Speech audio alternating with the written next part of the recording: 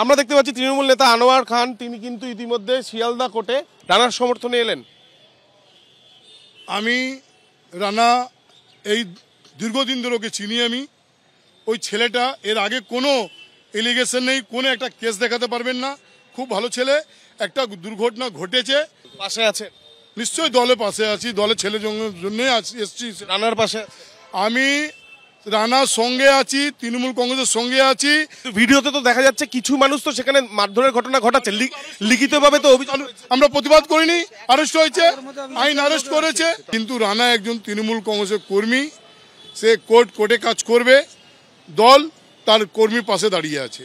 রানা ওখানে ওই যে প্রমোটার আর রানা এরা দুজন হচ্ছে বন্ধু। কার্তিক মান্না কাউন্সিলর, রানা তার সঙ্গে ইলেকশন করেছে, এমএলএ অতুল ঘোষ তার সঙ্গে ইলেকশন করেছে। ওই যে ছেলেটা মার খেয়েছে বলছেন অভিজিৎ, তার সঙ্গে মিলে একসঙ্গে মিলে কাজ করেছে। কিন্তু একজন কর্মী দলের আমার আইনের মতন কাজ করবেন, তার জন্য আমি এসেছি, আমার কর্মীর জন্য আমি এসেছি। ভিন রাজ্যে পালানোর ছক কষেছিল কাশীপুরে তোলাবাজিতে অভিযুক্ত তৃণমূল কর্মী অভিজিৎ মণ্ডল ওরফে রানাকে খড়গপুর থেকে এবার গ্রেপ্তার করলো পুলিশ। প্রমোটারকে মারধরের অভিযোগে গ্রেপ্তার আরো 3 জন। আর গতকাল যখন এই খবর সম্প্রচার করা হয় তারপরই 2 জনকে গ্রেপ্তার করেছিল পুলিশ। কাশীপুরে তোলা চেয়ে প্রমোটারের উপর হামলার ঘটনায় ধৃতের সংখ্যা বেড়ে হলো 6 জন। আর ধৃতদের 18 জুলাই পর্যন্ত পুলিশ হেফাজতের নির্দেশ দেওয়া হয়েছে। তবে ধৃতদের বিরুদ্ধে কি কি ধারায় মামলা করা হয়েছে আরো বিস্তারিত তথ্য আমরা জানবো। আমাদের প্রতিনিধি আবির দত্ত সরাসরি রয়েছে আমাদের সঙ্গে। আবির,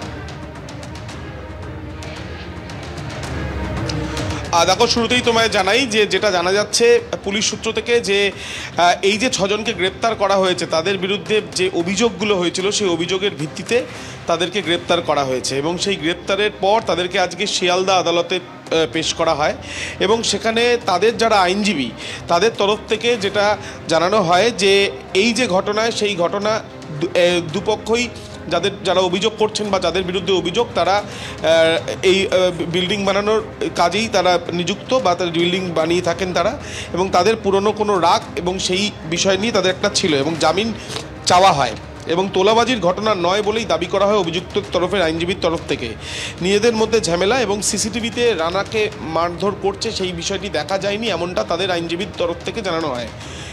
তারপর যখন সওয়াল করতে ওঠেন সরকারি আইনজীবী তিনি জানান যে একটি রিং চুরি হয়েছে এবং তোলাবাজির ঘটনা ঘটেছে এমনটাই তারা মনে করছেন। তার কারণ যে অভিযোগ হয়েছে, যে ধারায় অভিযোগ হয়েছে সেই অনুযায়ী তারা মনে করছেন। এবং তোমায় জানিয়ে রাখি যেটা এখনও পর্যন্ত আমরা জানতে পাচ্ছি যে বিএনএস 126 ক্লজ 2, বিএনএস 115 ক্লজ 2, এছাড়াও 3 ক্লজ 5, এছাড়াও 291 বিএনএসে কিন্তু মামলা রুজু করা হয়েছে। এবং তার সঙ্গে এই যে সওয়াল জবাব যখন চলে তখন যে অভিযুক্তের তরফের আইনজীবীর তরফ থেকে যে জামিনের আবেদন করা হয়েছে সেই আবেদনের বিরোধিতা করে ফুল টার্ম পিসির আবেদন করা হয় পুলিশের তরফ থেকে। সওয়াল জবাবের পর আদালত 18 তারিখ পর্যন্ত রানা সহ গ্রেপ্তার হওয়া 6 জনকেই হেফাজতের নির্দেশ দিয়েছেন, পুলিশ হেফাজতের নির্দেশ দিয়েছেন এবং তেমনটাই কিন্তু জানা যাচ্ছে।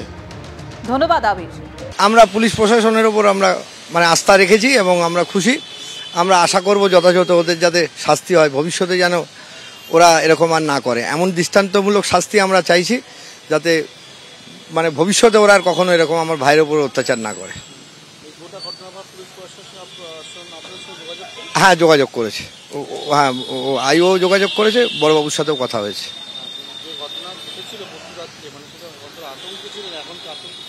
না, এখনো আতঙ্কে কাটেনি, জানি না ওদের যদি বেল হলে আবার পরবর্তীকালে বেরিয়ে যদি কিছু করে।